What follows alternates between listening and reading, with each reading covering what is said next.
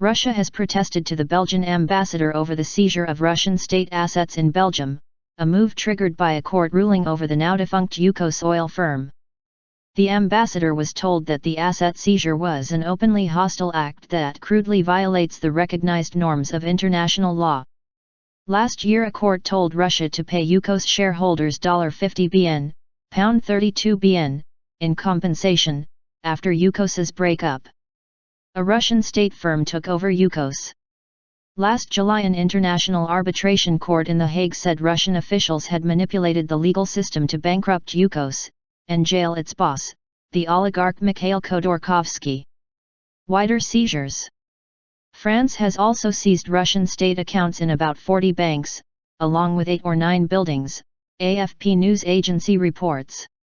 An illegal application has also been filed to seize Russian state assets in the UK and US, a lawyer acting for Yukos shareholders told the BBC.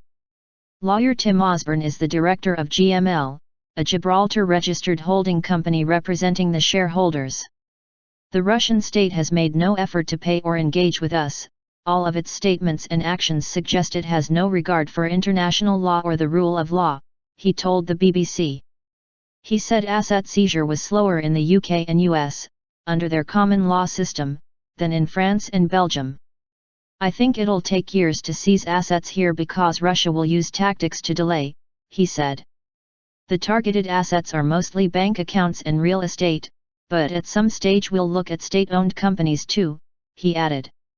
In a statement on Facebook, Mr. Khodorkovsky, who spent 10 years in detention in Russia, expressed joy at the asset seizures. I am not a beneficiary in this process as the partners redeemed my share back in 2004.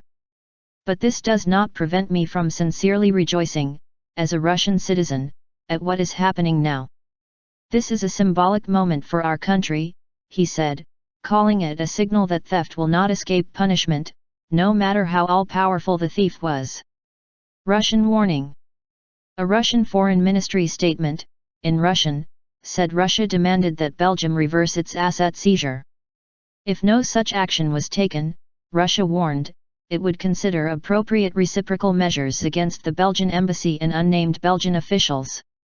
Earlier, Russia's Economic Development Minister Alexei Yulyukov ruled out any compensation for Yukos shareholders. Russia is appealing against the court ruling of last July. Mr. Osborne said GML was waiting for the court in The Hague to announce an appeal hearing. But he called the Russian appeal frivolous. The asset seizures in Belgium and France also affect Russian media, including TASS news agency and state broadcaster VGTRK, Russian media report. Yukos shareholders also sued the Russian state at the European Court of Human Rights. In a ruling last July the ECHR ordered Russia to pay them about $2.5 billion. Russia has not paid them yet. Yukos was disbanded in 2007 after filing for bankruptcy in 2006.